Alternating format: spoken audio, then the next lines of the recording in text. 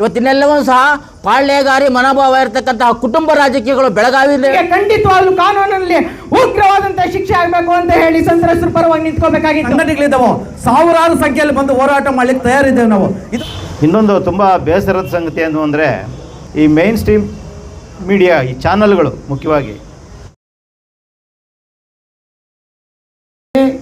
ಒಂದು ಜನಪ್ರತಿನಿಧಿಯಾಗಿ ಆಯ್ಕೆಯಾದಂಥ ಪ್ರಜ್ವಲ್ ರೇವಣ್ಣ ಮತ್ತು ಅವರ ತಂದೆ ರೇವಣ್ಣ ಅವರಿಬ್ಬರು ಅವರ ಮನೆ ಕುಟುಂಬದವರೊಬ್ಬರು ಮಾಜಿ ಪ್ರಧಾನಿಗಳಾಗಿದ್ದರು, ಇನ್ನೊಬ್ಬರು ರಾಜ್ಯದ ಮುಖ್ಯಮಂತ್ರಿಗಳಾಗಿದ್ದರು. ಈ ಅಧಿಕಾರವನ್ನು ದುರುಪಯೋಗಪಡಿಸ್ಕೊಂಡು ಹಲವಾರು ಹೆಣ್ಣು ಮಕ್ಕಳಿಗೆ, ಟೀಚರ್ಗಳಿಗೆ, ಅಧಿಕಾರಿಗಳಿಗೆ ಮತ್ತು ಮಾಜಿ ಜಿಲ್ಲಾ ಪಂಚಾಯತ್ ಸದಸ್ಯರಿಗೆ ಮತ್ತು ಅವರದೇ ಪಕ್ಷದ ಮುಖಂಡರ ಹೆಣ್ಣು ಮಕ್ಕಳಿಗೆ, ಹೀಗೆ ಹಲವಾರು ಜನರ ಮೇಲೆ ಪ್ರಜ್ವಲ್ ರೇವಣ್ಣ ಲೈಂಗಿಕ ದೌರ್ಜನ್ಯ ಎಸಗಿದ್ದಾನೆ ಅನ್ನೋಂಥ ಆರೋಪಗಳು ಕೇಳಿಬಂದಿದ್ದಾವೆ. ಅದರ ಜೊತೆಗೆ ಅವನು ಎಷ್ಟು ವಿಕೃತ ಇದ್ದಾನೆ ಅಂದರೆ ಅವನೇ ಆ ವಿಡಿಯೋಗಳನ್ನು ಮಾಡಿಕೊಂಡು ಅದು ಬೇರೆಯವರ ಕೈಗೆ ಸಿಕ್ಕಿ ಅದು ಇವತ್ತು ಅಲ್ಲಿನ ಹೆಣ್ಣು ಮಕ್ಕಳ ಮನಸ್ಥಿತಿಯ ಮೇಲೆ ದುಷ್ಪರಿಣಾಮ ಬೀರುವಂಥ ಕೆಟ್ಟ ಪರಿಣಾಮ ಬೀರ್ತಾ ಇದೆ. ಹಾಗಾಗಿ ಇವತ್ತು ಅವರಿಬ್ಬರು ತಪ್ಪಿತಸ್ಥರ ವಿರುದ್ಧ ಕಠಿಣ ಕಾನೂನು ಕ್ರಮ ಕೈಗೊಳ್ಳಬೇಕು. ಆ ಹೆಣ್ಣು ಮಕ್ಕಳಿಗೆ ಸೂಕ್ತ ರಕ್ಷಣೆ ಕೊಡಬೇಕು, ಅವರ ಗೌಪ್ಯತೆಯನ್ನು ಕಾಪಾಡಬೇಕು ಅಂತೇಳಿ ಇವತ್ತಿನ ದಿನ ಸಂವಿಧಾನ ರಕ್ಷಣೆಗಾಗಿ ನಾಗರಿಕರ ವೇದಿಕೆ ವತಿಯಿಂದ ನಾವು ಒಂದು ಪ್ರತಿಭಟನೆಯನ್ನು ಹಮ್ಮಿಕೊಂಡಿದ್ದೀವಿ. ಮಹತ್ವ ಗೊತ್ತಾಗಿಲ್ಲ. ಹಾಗಾಗಿ ಇವತ್ತು ಏನಂತಂದರೆ ಪ್ರಬಲರು, ಪ್ರಭಾವಿ ರಾಜಕಾರಣಿಗಳು ಇವತ್ತು ಮಹಿಳೆಯರ ಮೇಲೆ ನಿರಂತರವಾಗಿ ದೌರ್ಜನ್ಯವೆಸಗ್ತಾ ಇದ್ದಾರೆ. ಇವತ್ತು ಪ್ರಜ್ವಲ್ ರೇವಣ್ಣ ಅವರೇ, ನಾನು ನಿಮಗೆ ನೇರವಾಗಿ ಹೇಳ್ತಾ ಇದ್ದೀನಿ, ನೀವು ಮಾಜಿ ಪ್ರಧಾನಮಂತ್ರಿಗಳ ಮೊಮ್ಮಗ ಆಗಿರ್ಬೋದು, ನೀವು ಮಾಜಿ ಮುಖ್ಯಮಂತ್ರಿಗಳ ಕುಟುಂಬಕ್ಕೆ ಸೇರಿದವರಾಗಿರ್ಬೋದು, ಆದರೆ ಕಾನೂನಿಂದ ಖಂಡಿತವಾಗ್ಲೂ ತಪ್ಪಿಸ್ಕೊಳ್ಳೋದಕ್ಕೆ ಸಾಧ್ಯ ಇಲ್ಲ. ಯಾಕಂತಂದರೆ ನಿಮಗೆ ಕಾನೂನಿನ ಮೂಲಕ ಶಿಕ್ಷೆ ಕೊಡಿಸೋದಕ್ಕೆ ಇವತ್ತು ಸಾವಿರಾರು ಜನ ಹೋರಾಟಗಾರರು ನಾವು ಇವತ್ತಿದ್ದೀವಿ. ಖಂಡಿತವಾಗ್ಲೂ ನಾವು ನಮ್ಮ ಜೀವ ಇರೋವರೆಗೂ ಕೂಡ ಹೋರಾಟ ಮಾಡ್ತೀವಿ, ನಿಮಗೆ ಶಿಕ್ಷೆ ಕೊಡ್ತೀವಿ. ನೀವಲ್ಲ, ನಿಮ್ಮಂಥ ಎಂಥದ್ದೇ ದೊಡ್ಡ ಪ್ರಭಾವಿಯಾಗಿದ್ದರೂ ಕೂಡ ಯಾರ ಮೇಲೂ ಕೂಡ ಅನ್ಯಾಯ ಮಾಡಬಾರ್ದು, ದೌರ್ಜನ್ಯ ಮಾಡಬಾರ್ದು. ಅದಕ್ಕೆ ಹೋರಾಟಗಾರರು ನಾವಿರ್ತೀವಿ. ಮತ್ತು ಮೊನ್ನೆ ಕುಮಾರಸ್ವಾಮಿ ಅವರು ಒಂದು ಮಾತು ಹೇಳ್ತಾ ಇದ್ರು, ಯಾರ್ದೋ ಕೈವಾಡ ಇದೆ ಅಂತ. ಯಾರ್ದ್ರಿ ಕೈವಾಡ ಇದೆ? ಏನ್ರಿ ಮಾತಾಡ್ತಾ ಇದ್ದೀರಾ? ಒಬ್ಬ ರಾಜ್ಯದ ಮುಖ್ಯಮಂತ್ರಿ 2 ಬಾರಿ ಮುಖ್ಯಮಂತ್ರಿ ಆಗಿದ್ದೀರಾ, ಕೈವಾಡ ಇದೆ ಅಂತ ಹೇಳ್ತಾ ಇದ್ದೀರಾ. ನೀವು ಪ್ರಬಲರು, ನೀವು ಏನು ಬೇಕಾದರೂ ಮಾಡ್ಬೋದಾ? ಮಹಿಳೆಯರ ಮೇಲೆ ಯಾವ ರೀತಿ ಬೇಕಾದ್ರೂ ದೌರ್ಜನ್ಯ ಎಸಗ್ಬೋದಾ? ನಾಚಿಕೆ ಆಗ್ಬೇಕ್ರಿ ನಿಮಗೆ ಕುಮಾರಸ್ವಾಮಿ ಅವರೇ, ನಾಚಿಕೆ ಆಗಬೇಕು. ಸಂತ್ರಸ್ತ ಹೆಣ್ಣು ಮಕ್ಕಳ ಪರವಾಗಿ ನಿಂತ್ಕೊಳ್ಳೋದು ಬಿಟ್ಟು ನೀವು ಕುಟುಂಬ ರಾಜಕಾರಣ, ನಿಮ್ಮ ಕುಟುಂಬದ ಪರವಾಗಿ ನಿಂತ್ಕೊಂಡಿದ್ದೀರಲ್ರಿ. ಏನ್ರಿ ಹೆಣ್ಮಗಳು ಏನಕ್ಕೆ ಕೆಲ್ಸಕ್ಕೆ ಬರ್ತಾರೆ? ಹೆಣ್ಮಗಳು ಹೊರಗಡೆ ಏನಕ್ಕೆ ಬರ್ತಾರೆ? ಅವ್ರ ಕುಟುಂಬನ ಸರಿಯಾಗಿ ನಿರ್ವಹಣೆ ಮಾಡೋಕ್ಕಾಗಲ್ಲ. ಕುಟುಂಬದ ಆಧಾರ ಸ್ತಂಭ ಈ ಹೆಣ್ಮಕ್ಳು, ಅದಕ್ಕೆ ಹೊರಗಡೆ ಬರ್ತಾರೆ. ಸಮಾಜದಲ್ಲಿ ಯಾರ ಮುಂದೆನೂ ಕೈ ಚಾಚಬಾರ್ದು, ಸ್ವಾಭಿಮಾನದಿಂದ ಸ್ವಾವಲಂಬಿಯಾಗಿ ಬದುಕಬೇಕು ಅಂತ ಹೆಣ್ಮಕ್ಳು ಹೊರಗಡೆ ಬರೋದು. ಅಂತ ಹೆಣ್ಮಕ್ಳ ಮೇಲೆ ಇಂಥ ಹೇಯ ಕೃತ್ಯವನ್ನ ಎಸಗ್ತಿರಲ್ಲ, ನಾಚಿಕೆ ಆಗಬೇಕು ನಿಮ್ಗೆ. ಯಾವ ರೀತಿ ಬಂದು ಮಠನ ಕೇಳ್ತೀರಾ ಜನಗಳ ಮುಂದೆ? ನೀವು ಹೆಣ್ಮಕ್ಳು ಪರವಾಗಿ ಧನವಂತ ರೈತ ಮಹಿಳೆಯ ಪರವಾಗಿ ಮಠವನ್ನ ಯಾಚನೆ ಮಾಡ್ತೀರಾ. ಅಂತ ಮಹಿಳೆ ಮೇಲೆ ನೀವು ಅತ್ಯಾಚಾರ ದೌರ್ಜನ್ಯ ಮಾಡ್ತೀರಾ ಅಂತ ಅಂದ್ರೆ ನಾವೆಲ್ಲರೂ ಹೋರಾಟಗಾರರು ಖಂಡಿತವಾಗ್ಲೂ ಹೋರಾಟ ಮಾಡ್ತೀವಿ. ಇದಕ್ಕೆ ಖಂಡಿತವಾಗ್ಲೂ ನಿಮ್ಗೆ ಶಿಕ್ಷೆ ಆಗ್ಲೇಬೇಕು. ನೀವು ಯಾವುದೇ ಕಾರಣಕ್ಕೂ ನಿಮ್ಗೆ ನೈತಿಕತೆ ಇದ್ರೆ ನೀವೇ ನಿಮ್ಮ ಯಾರು ಪ್ರಜ್ವಲ್ ರೇವಣ್ಣ ಇದ್ದಾನೆ ಅವನಿಗೆ ಖಂಡಿತವಾಗ್ಲೂ ಕಾನೂನಲ್ಲಿ ಉಗ್ರವಾದಂಥ ಶಿಕ್ಷೆ ಆಗಬೇಕು ಅಂತ ಹೇಳಿ ಸಂತ್ರಸ್ತರ ಪರವಾಗಿ ನಿಂತ್ಕೋಬೇಕಾಗಿತ್ತು. ಖಂಡಿತವಾಗ್ಲೂ ನೀವು ನಿಂತ್ಕೊಳ್ಳಲ್ಲ. ಯಾಕೆಂತಂದ್ರೆ ನಿಮಗೆ ಬೇಕಾಗಿರೋದು ಕುಟುಂಬ ರಾಜಕಾರಣ. ಅದಕ್ಕೆ ನೀವು ನಿಮ್ಮ ಮಗನಿಗೆ, ನಿಮ್ಮ ತಮ್ಮನಿಗೆ ನೀವೇ ನಿಂತ್ಕೋತೀರಾ. ನಿಮಗೆ ಸಾರ್ವಜನಿಕ ಹಿತಾಸಕ್ತಿನೂ ಬೇಕಾಗಿಲ್ಲ. ಪ್ರಜಾಪ್ರಭುತ್ವ ವ್ಯವಸ್ಥೆಯಲ್ಲಿ ಪ್ರಜೆಗಳು ಪ್ರಭುತ್ವ ಇರೋದೇ ಬೇಕಾಗಿಲ್ಲ. ನಿಮಗೆ ಬೇಕಾಗಿರೋದೇನಂತಂದ್ರೆ ಅಧಿಕಾರ ಬಳಸ್ಕೊಳ್ಳೋದಕ್ಕೆ ಯಾವ ರೀತಿ ಬೇಕಾದ್ರೂ ಬದಲಾವಣೆ ಆಗ್ತೀರಾ. ಆದರೆ ಇವತ್ತು ಸಂತ್ರಸ್ತ ಮಹಿಳೆ ಅವ್ರು ಎಷ್ಟು ನೋವನ್ನು ಪಡ್ತಾ ಇದ್ದಾರೆ. ಆ ಪೆನ್ ಡ್ರೈವ್ನಲ್ಲಿ ಯಾರು ಇವತ್ತು ವಿಡಿಯೋನ ವೈರಲ್ ಮಾಡಿದಾರೋ ಅವ್ರಿಗೂ ಕೂಡ ಖಂಡಿತವಾಗ್ಲೂ ಉಗ್ರವಾದಂಥ ಶಿಕ್ಷೆ ಆಗಬೇಕು.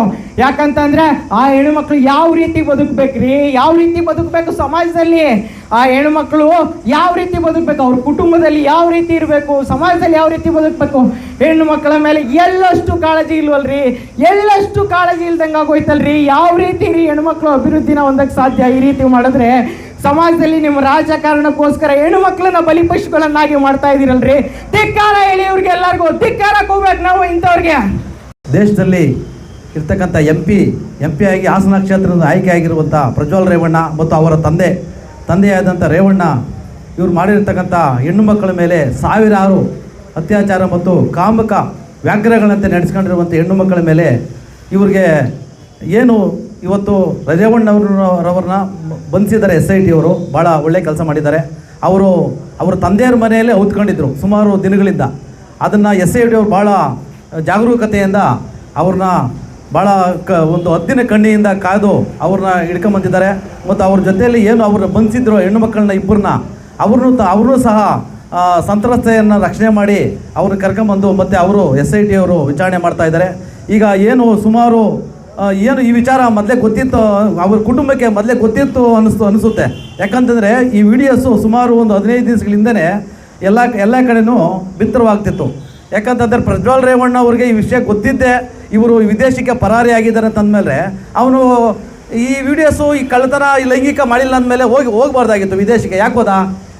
ಕಳ್ಳತನ ಮಾಡಿ ಆಮೇಲೆ ಇವೇನು ವಿಡಿಯೋಸ್ ಮಾಡಿ ಇವನು ಲೈಂಗಿಕ ದೌರ್ಜನ್ಯ ಎಸಗಿರೋದಕ್ಕೋಸ್ಕರ ಓಡೋಗಿದ್ದಾನೆ ಕಳ್ಳ. ಅವನು ಕರೆಕ್ಟಾಗಿದ್ದಿದ್ರೆ ಯಾಕೆ ಓಡಾಗಬೇಕಾಯ್ತು? ನಮ್ಮದು ಈ ವಿಡಿಯೋಸ್ ಅಲ್ಲ ಅಂತಂದಿದ್ರೆ ಅವನು ಇಲ್ಲೇ ರಾಜರೋಷವಾಗಿ ಇರಬೇಕಾಗಿತ್ತು. ಯಾಕೆ ಹೊರದೇಶಕ್ಕೆ ಓಡ್ಯದ? ಅವ್ನು ಮಾಡಿರೋದಕ್ಕೋಸ್ಕರನೇ ಇವತ್ತು ಓಡೋಗಿದ್ದಾನೆ. ಇಡೀ ವಿಶ್ವದಲ್ಲೇ ಲೆಕ್ಕ ಹಾಕೊಂಡ್ರೆ ಇಷ್ಟು ವಿಡಿಯೋಸು ಇಡೀ ಪ್ರಪಂಚದಲ್ಲಿ ಯಾರೂ ಮಾಡಿರ್ಲಿಕ್ಕಿಲ್ಲ. ಇನ್ನು ಮುಂದಿನ ದಿನಗಳಲ್ಲಿ ಹೆಚ್ಚಿನ ರೀತಿಯಲ್ಲಿ ನಾವು ಸಂಖ್ಯೆ ಸೇರಿ ಎಲ್ಲ ಸಂಘಟನೆಯವರು ಸೇರಿ ಹೋರಾಟ ಮಾಡಲಿಕ್ಕೆ ತಯಾರಿದ್ದಾವೆ. ಈ ಒಂದು ಕಾರ್ಯಕ್ರಮದಲ್ಲಿ ನಮಗೆ ಮಾತಾಡಲಿಕ್ಕೆ ಅವಕಾಶ ಮಾಡಲಿಕ್ಕೆ ಎಲ್ಲರಿಗೂ ನಮ್ಮ ಮಾತಾಡಿ ಮುಗಿಸ್ತಾ ಇದ್ದೀನಿ. ಜೈ ಭೀಮ್, ಜೈ ಭಾರತ್. ನಾವಿವತ್ತು ಸರ್ಕಾರವನ್ನು ಡಿಮ್ಯಾಂಡ್ ಮಾಡ್ತಾ ಇರ್ತಕ್ಕಂಥದ್ದು ಏನು ಪ್ರಜ್ವಲ್ ರೇವಣ್ಣ ಮತ್ತು ರೇವಣ್ಣ ದೇವೇಗೌಡರು ಏನು ಈ ಕೃತ್ಯವನ್ನು ಎಸಗಿದ್ದಾರೆ, ಆ ಕೃತ್ಯ ಎಸಗಿರತಕ್ಕಂಥ ಶಿಕ್ಷೆ ಆಗಬೇಕು ಅಂತ ಹೇಳ್ಬಿಟ್ಟು ಇವತ್ತು SIT ರಚನೆ ಮಾಡಿದ್ದಾರೆ ನಿಜ. ಆದರೆ SIT ಅವರು ಚುರುಕಾಗಿ ತನಿಖೆಯನ್ನು ಮಾಡಬೇಕು.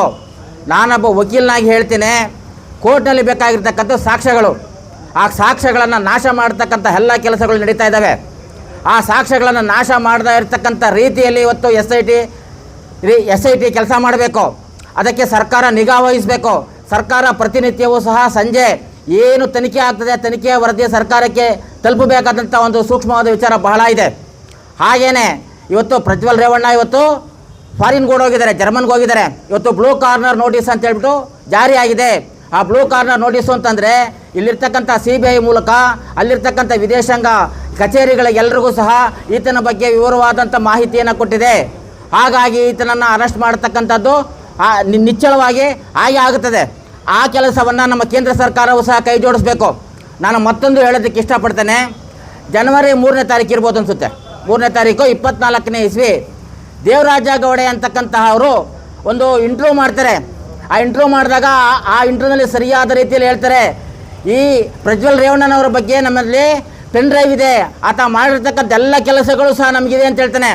ಜೊತೆಗೆ ಈತನಿಗೆ ಟಿಕೆಟ್ ಕೊಡಬಾರ್ದು ಅಂತ ಹೇಳ್ಬಿಟ್ಟು ಅಮಿತ್ ಶಾಗೂ ಮತ್ತು ಮೋದಿಯವರೆಗೂ ಇರ್ತಕ್ಕಂತಹ ಒಂದು ಕೇಂದ್ರ ಸಮಿತಿಗೆ ಪತ್ರವನ್ನು ಬರೆದಿದ್ರು ಸಹ ಅದೆಲ್ಲವನ್ನು ಕಡೆಗಣಿಸಿ ಈ ಪ್ರಜ್ವಲ್ ರೇವಣ್ಣ ಅವರಿಗೆ ಹಾಸನದಿಂದ ಸ್ಪರ್ಧೆ ಮಾಡೋದಕ್ಕೆ ಅನುವು ಮಾಡಿಕೊಟ್ಟಿರ್ತಕ್ಕಂಥ BJPಯು ಸಹ ಅಷ್ಟೇ ಅದಕ್ಕೆ ಶಿಕ್ಷಾರ್ಹ.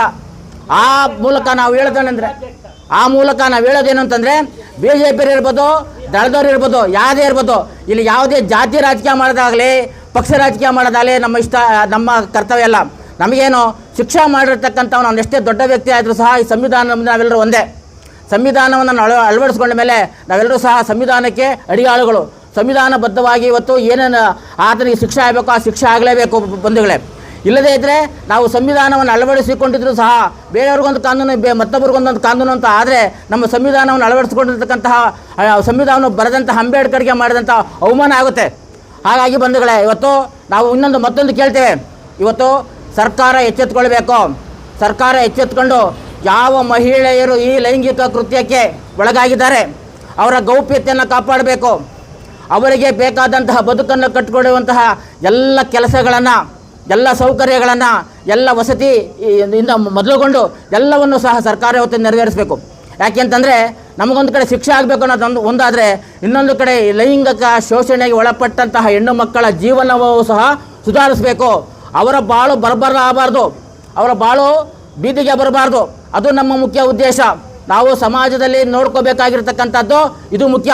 ನಾವು ಗಾಂಧಿ ಏನು ಹೇಳ್ತಾಯಿದ್ರು ಅಂದರೆ ರಾತ್ರಿ 12 ಗಂಟೆಗೆ ಯಾವ ಮಹಿಳೆಯು ಸ್ವತಂತ್ರವಾಗಿ ಸುತ್ತುತ್ತಾಳೋ ಈ ದೇಶದಲ್ಲಿ ಅವತ್ತು ನಮಗೆ ಸ್ವತಂತ್ರ ಬರ್ತದೆ ಅಂತ ಹೇಳ್ಬಿಟ್ಟು. ಆದರೆ ಇವತ್ತು ನಾವು ನೋಡ್ಬೋದು ಅಲ್ಲಿ ಬಿಲ್ಕಿಸ್ ಬಾನು ಪ್ರಕರಣದಲ್ಲಿ ನಡೆದಂತಹದ್ದು, ಉತ್ತರ ಪ್ರದೇಶದಲ್ಲಿ ನಡೆದಿರ್ತಕ್ಕಂಥದ್ದು, ಅನೇಕ ಮಣಿಪುರದಲ್ಲಿ ನಡೆದಿರ್ತಕ್ಕಂಥದ್ದು, ಈ ಎಲ್ಲವುಗಳನ್ನು ತೆಗೆದುಕೊಂಡ್ರೆ ಇವತ್ತು ನಮ್ಮ ಕೇಂದ್ರ ಸರ್ಕಾರ ಇರ್ಬೋದು, ನಮ್ಮ ರಾಜ್ಯ ಸರ್ಕಾರ ಇರ್ಬೋದು, ಯಾರ ಪರವಾಗಿ ನಿಂತಿದೆ ಅಂತ ಹೇಳ್ಬಿಟ್ಟು ಇವತ್ತು ನಾವು ಯೋಚನೆ ಮಾಡಬೇಕಾಗಿದೆ. ನಮ್ಮಲ್ಲಿನ ಪಾಳ್ಯಗಾರಿ ಸಂಸ್ಕೃತಿ ನಾಶ ಆಗಿಲ್ಲ. ಹಾಸನ ರಿಪಬ್ಲಿಕ್ ಅಂತ ಹೇಳ್ತೀವಿ, ಬಳ್ಳಾರಿ ರಿಪಬ್ಲಿಕ್ ಅಂತ ಹೇಳ್ತೀವಿ. ಇವತ್ತಿನೆಲ್ಲವೂ ಸಹ ಪಾಳ್ಯಗಾರಿ ಮನೋಭಾವ ಇರತಕ್ಕಂತಹ ಕುಟುಂಬ ರಾಜಕೀಯಗಳು ಬೆಳಗಾವಿಯಿಂದ ಹಿಡಿದು ಎಲ್ಲವೂ ಸಹ ಪ್ರಾಂತ್ಯಗಳನ್ನು ಹಂಚಿಕೊಂಡು ಪಾಳ್ಯಗಾರಿದ್ದಾರೆ ಇಲ್ಲಿ. ನಾವೆಲ್ಲರೂ ಸಹ ಅವ್ರ ಗುಲಾಮರ ಥರ ಏನೋ ಚುನಾವಣೆಗೆ ಒಂದು ಓಟುಗಳನ್ನು ಹಾಕ್ತಾ ಸರ್ಕಾರಗಳನ್ನು ಅವ್ರ ಹೆಸರಿನಲ್ಲಿ ನಾವು ಚುನಾವಣೆ ಮಾಡ್ತಾ ಇರ್ತೀವಿ. ಆದರೆ ಆ ಚುನಾವಣೆಗಳಲ್ಲಿ ಆಯ್ಕೆ ಆಗಿರ್ತಕ್ಕಂಥ ಸರ್ಕಾರಗಳು ಸಹ ಈ ಪಾಳ್ಯಗಾರಿ ಸಂಸ್ಕೃತಿಗೆ, ಪಾಳ್ಯಗಾರಿ ಮನೋಭಾವಕ್ಕೆ ಸಪೋರ್ಟ್ ಮಾಡ್ತಾ ಅವುಗಳನ್ನು ಎತ್ತಿಡ್ತಾ ಇರ್ತಕ್ಕಂಥದ್ದು ನಾವು ನೋಡ್ತಾ ಇದ್ದೀವಿ ಬಂಧುಗಳೇ. ಆದ್ದರಿಂದ ಈ ಪಾಳ್ಯಗಾರಿ ಮನೋಭಾವ ನಾಶ ಆಗಬೇಕು. ಈ ಪಾಳ್ಯಗಾರಿ ಮನೋಭಾವ ನಾಶ ಆಗದೇ ಇದ್ದರೆ ಇದು ಇನ್ನೂ ಮುಂದೆ ಕಂಟಿನ್ಯೂ ಆಗ್ತದೆ. ನಾವೆಷ್ಟೇ ಹೋರಾಟ ಮಾಡೋದು, ಏನೇ ಮಾಡೋದು, ಏನು ಮಾಡ್ಕೋತೀರಾ ಅಂತ ಹೇಳ್ಬಿಟ್ಟು ಒಂದು ಅವರಿಗೆ ಉದಾಸೀನ ಮನೋಭಾವ ಬರ್ತಕ್ಕಂಥದ್ದು ಸರಿಯಲ್ಲ. ಆದ್ದರಿಂದ ನಾವೆಲ್ಲರೂ ಸಹ ಇವತ್ತು ಸರ್ಕಾರನ ಒತ್ತಾಯ ಮಾಡ್ತಾ ಇದ್ದೇವೆ.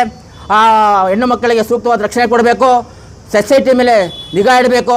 SIT ಸರಿಯಾದ ರೀತಿಯಲ್ಲಿ ತನಿಖೆ ಮಾಡಿ ಸಾಕ್ಷ್ಯಗಳನ್ನು ಸಂಗ್ರಹಿಸಬೇಕು. ಸಾಕ್ಷ್ಯಗಳನ್ನು ಸಂಗ್ರಹಣೆ ಮಾಡದೇ ಇದ್ದರೆ ಖಂಡಿತ ಈ ಕೇಸ್ ನಿಲ್ಲಲ್ಲ. ಈ ಕೇಸ್ ಬಿದ್ದೋಗ್ತದೆ. ಆ ಕೇಸ್ ಬಿದ್ದೋಗ್ದಂಗೆ ಸರ್ಕಾರ ಇವತ್ತು ಅಷ್ಟೇ ವಹಿಸಬೇಕು. ಪ್ರತಿ ದಿವಸವೂ ಸಹ ಆ SIT ಮೇಲೆ ನಿಗಾ ಇಟ್ಟು ಆ ಸಾಕ್ಷ್ಯಗಳನ್ನು ಸಂಗ್ರಹಣೆ ಮಾಡೋದ್ರ ಬಗ್ಗೆ ಬಹಳ ಕೇರ್ ತಗೊಳ್ಬೇಕು ಅಂತ ಹೇಳ್ಬಿಟ್ಟು ನನಗೆ ಮಾತಾಡಲು ಅವಕಾಶ ಕೊಟ್ಟಂಥ ಈ ಸಂಘಟನೆಗೆ ವಂದಿಸಿ ನನ್ನ 2 ಮಾತುಗಳನ್ನ ಇಲ್ಲಿ ಮುಗಿಸ್ತಿರೋ ಬಂಧುಗಳೇ. ಈ ಮನವಿ ತೆಗೆದುಕೊಳ್ಳಲಿಕ್ಕೆ ಶಿರಸ್ತೇದಾರ್ ಸಾಹೇಬರು ಬಂದಿದ್ದಾರೆ. ಎಲ್ಲರೂ ತಮ್ಮ ವಿಚಾರಗಳನ್ನು ಕಳೆದ 8 ದಿವಸಗಳಲ್ಲಿ ನಮ್ಮ ರಾಜ್ಯದಲ್ಲಿ ನಡೆದಿರ್ತಕ್ಕಂಥ ಒಂದು ಹೀನ ಕೃತ್ಯ, ನೀಚ ಕೃತ್ಯ, ಅದರಲ್ಲಿ ಪ್ರಭಾವಿ ರಾಜಕಾರಣಿಗಳು ಇವತ್ತು ಭಾಗಿಯಾಗಿರೋದು, ಇಡೀ ನಮ್ಮ ಕರ್ನಾಟಕದ ಜನತೆ ತಲೆ ತಗ್ಗಿಸುವಂಥ ಕೆಲಸ, ಇಡೀ ದೇಶನೇ ತಲೆ ತಗ್ಗಿಸುವಂಥ ಕೆಲಸ ಇವತ್ತಾಗಿದೆ. ಇನ್ನೊಂದು ತುಂಬ ಬೇಸರದ ಸಂಗತಿ ಏನು ಅಂದರೆ, ಸಾಮಾನ್ಯ ಜನ ಇರಲಿ, ಈ ಮೇನ್ ಸ್ಟ್ರೀಮ್ ಮೀಡಿಯಾ, ಈ ಚಾನಲ್ಗಳು, ಮುಖ್ಯವಾಗಿ ಚಾನಲ್ಗಳು ಸಹ ಇದನ್ನು ಒಂದು ರೀತಿ ಅವರ TRPಯನ್ನು ಹೆಚ್ಚು ಮಾಡಿಕೊಳ್ಳಿಕ್ಕೆ ತಮ್ಮ ಮಾರುಕಟ್ಟೆ ಸಂಸ್ಕೃತಿ ಏನಿದೆ, ತಮ್ಮ ಮಾರುಕಟ್ಟೆ ವಿಸ್ತರಣೆಗೆ ಬೇಕಾಗುವ ರೀತಿಯಲ್ಲಿ ಇದನ್ನು ಬಳಸ್ತಾ ಇರೋದು. ಕೆಲವು ಚಾನಲ್ಗಳಲ್ಲಿ ಅಸಹ್ಯವಾಗಿ ಪದೇ ಪದೇ ರೇಪ್ ಮಾಡ್ದ, ಅತ್ಯಾಚಾರ, ಅದನ್ನು ಒಂಥರ ವೈಭವೀಕರಿಸಿ ಏನೋ ಅದು ಅವರಿಗೆ ದುಃಖ ಆಗೋದಕ್ಕಿಂತಲೂ ಖುಷಿ ಆದಂಗೆ. ಮತ್ತು ಅದೇ ರೀತಿ ಇವತ್ತು ಸೋಷಿಯಲ್ ಮೀಡಿಯಾಗಳು ಇವತ್ತು ತುಂಬ ಸ್ಟ್ರಾಂಗು, ಮನೆ ಮನೆಗೆ ತಲುಪುತ್ತೆ. ಈಗ ನಮ್ಮ ಹಾಸನದ ನಮ್ಮ ಸಂಗಾತಿಗಳು, ನಮ್ಮ ರೈತ ಸಂಘಟನೆ, ನಮ್ಮ ಯುವಜನ ಸಂಘಟನೆ, ನಮ್ಮ ಪಕ್ಷದ ಮುಖಂಡರುಗಳು ಒಂದು ದೂರು ಕೊಟ್ಟಿದ್ದಾರೆ. ಹಾಸನದಲ್ಲಿ ಕೆಲವರು ಪೋಲಿ ಪಟಾಲಂಗಳು ಟಿಕ್ ಟಾಕ್ ಮಾಡ್ತಾಯಿದ್ದಾರೆ. ಏನಂತ ಟಿಕ್ ಟಾಕ್ ಅಂದರೆ ಒಂದೇ ಒಂದು ಹೇಳ್ತೀನಿ ನಾನು ನಿಮಗೆ.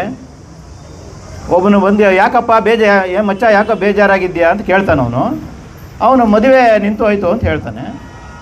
ಯಾಕೋ ಮದುವೆ ನಿಂತಾಯಿತು ಅಂದರೆ, ಹುಡುಗಿ ಹಾಸನದೋಳ ಅಂದರೆ ಇದು ಯಾವ ಅರ್ಥ ಬರುತ್ತೆ ಅಂದರೆ, ಇಡೀ ಹಾಸನದ ಹೆಣ್ಣು ಮಕ್ಕಳ ಆ ಘನತೆಯನ್ನು ಹಾಳು ಮಾಡ್ತಕ್ಕಂಥ, ಅವರನ್ನು ಎಲ್ಲರೂ ವ್ಯಭಿಚಾರಿಗಳು ಅನ್ನೋ ರೀತಿಯಲ್ಲಿ ಬಿಂಬಿಸೋ ರೀತಿಯಲ್ಲಿ ಅವ್ರಿಗೇನೋ ಒಂದು ತಮಾಷೆ ಅದು. ಆದರೆ ಅದರ ಪರಿಣಾಮ ಏನಾಗುತ್ತೆ ಅಂಥೇಳಿ ಇವತ್ತು ಯಾರೂ ಗಮನಿಸ್ತಾ ಇಲ್ಲ.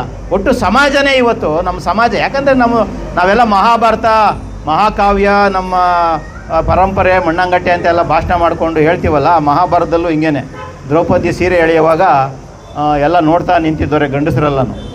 ಹಂಗೆ ಇವತ್ತು ಇಷ್ಟೆಲ್ಲ ಆಗಿದೆ.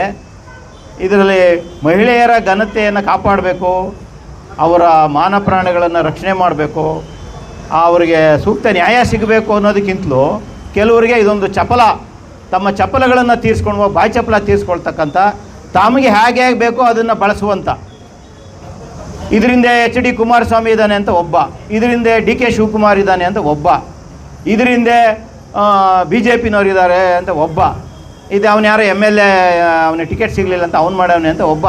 ಅವ್ರಿಗೆ ಅಧಿಕಾರ, ಅವರ ಅಂತಸ್ತು, ಅವರ ಸಾಮ್ರಾಜ್ಯಗಳನ್ನು ಉಳಿಸ್ಕೊಳೋದ್ರ ಬಗ್ಗೆ ಅಷ್ಟೇ ಅವ್ರದ್ದು ಇದೇ ಬಿಟ್ಟರೆ, ಇಂಥ ಒಂದು ನೀಚ ಕೃತ್ಯ ಈ ರಾಜ್ಯದಲ್ಲಿ ಆಗಿದೆಯಲ್ಲ, ಅದ್ರ ಬಗ್ಗೆ ನಾವು ಎಲ್ಲ ತಲೆ ತಗ್ಗಿಸ್ಬೇಕು.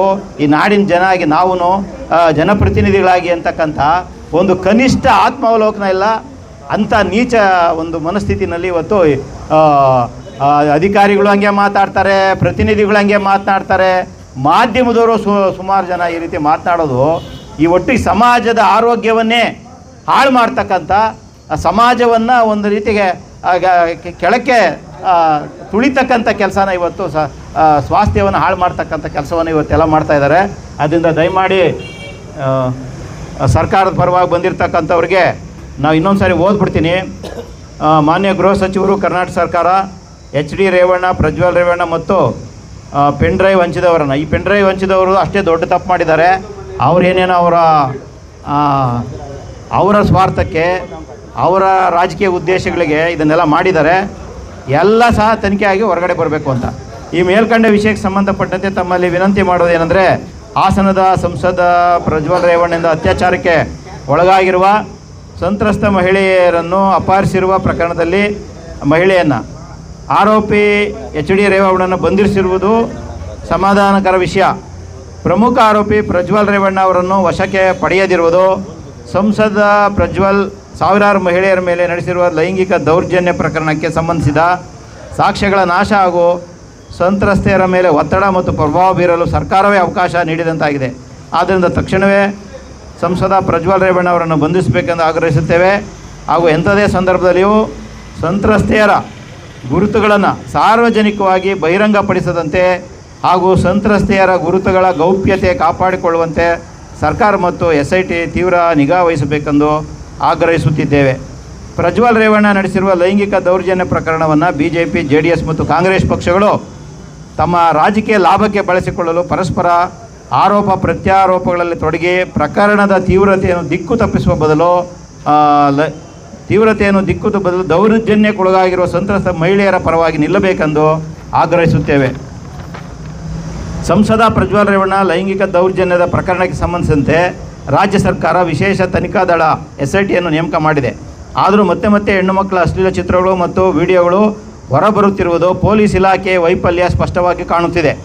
ಪೆನ್ ಡ್ರೈವ್ನ ಮೂಲಗಳು ಜಗಜ್ಜಾಹೀರ ಆಗಿದ್ದರೂ BJP ಮುಖಂಡ ದೇವರಾಜ್ ಗೌಡ ಮತ್ತು ಪ್ರಜ್ವಲ್ ರೇವಣ್ಣನ ಮಾಜಿ ಕಾರು ಚಾಲಕ ಕಾರ್ತಿಕ್ ಇವರುಗಳನ್ನು ಬಂಧಿಸಿ ವಿಚಾರಣೆಗೆ ಒಳಪಡಿಸಿ ಅವರ ವಿಡಿಯೋಗಳನ್ನು ಯಾರಿಗೆ ತಲುಪಿಸಿದ್ದಾರೆ, ಅದರಲ್ಲಿ ಯಾರು ವಿಡಿಯೋಗಳನ್ನು ಹಂಚುತ್ತಿದ್ದಾರೆ, ಯಾರು ಮಾಡಿದ್ದಾರೆ, ಇದನ್ನೆಲ್ಲ ಭೇದಿಸಿ ಮುಟ್ಟುಗೋಲು ಹಾಕಿಕೊಳ್ಳದಿರುವುದು, ಸಂಬಂಧಪಟ್ಟವರನ್ನು ಬಂಧಿಸಿ ವಿಚಾರಣೆಗೆ ಒಳಪಡಿಸದಿರುವುದು ರಾಜ್ಯ ಸರ್ಕಾರ ಮತ್ತು ಪೊಲೀಸ್ ಇಲಾಖೆಯ ನಿರ್ಲಕ್ಷ್ಯತನವಾಗಿದೆ.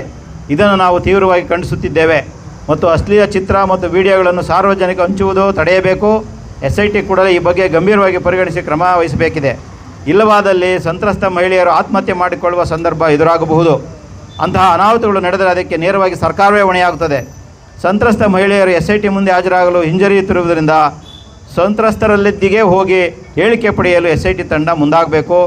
ಮಾಧ್ಯಮಗಳು ಹೆಣ್ಣು ಮಕ್ಕಳ ಹೇಳಿಕೆಗಳ ವರದಿ ಮಾಡುವಾಗ ಅವರುಗಳಿಗೆ ಮುಜುಗರವಾಗದಂತೆ ಹಾಗೂ SIT ಮುಂದೆ ಹಾಜರಾಗಲು ಹಿಂಜರಿಯದಂತೆ ಸೂಕ್ಷ್ಮತೆಯೊಂದಿಗೆ ವರದಿ ಮಾಡುವ ಬಗ್ಗೆ ಸಂಬಂಧಪಟ್ಟ ಇಲಾಖೆಗಳು ಎಚ್ಚರಿಕೆ ವಹಿಸಬೇಕು.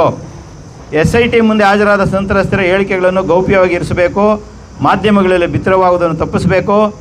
SIT ಸಿಬ್ಬಂದಿಗಳು ಸಂತ್ರಸ್ತೆಯರ ಜೊತೆಗೆ ತಾಳ್ಮೆ ಮತ್ತು ಪ್ರೀತಿಯಿಂದ ವರ್ತಿಸುವಂತಾಗಬೇಕು.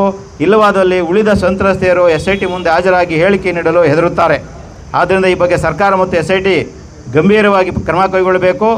ಶಾಸಕ ರೇವಣ್ಣ ಮತ್ತು ಸಂಸದ ರೇವಣ್ಣ ತಮ್ಮ ಸ್ಥಾನಗಳಿಗೆ ಕೂಡಲೇ ರಾಜೀನಾಮೆ ನೀಡಿ ತನಿಖೆಗೆ ಸಂಪೂರ್ಣ ಸಹಕಾರ ನೀಡಬೇಕೆಂದು ಈ ಮೂಲಕ ನಾವು ಒತ್ತಾಯಿಸುತ್ತಿದ್ದೇವೆ.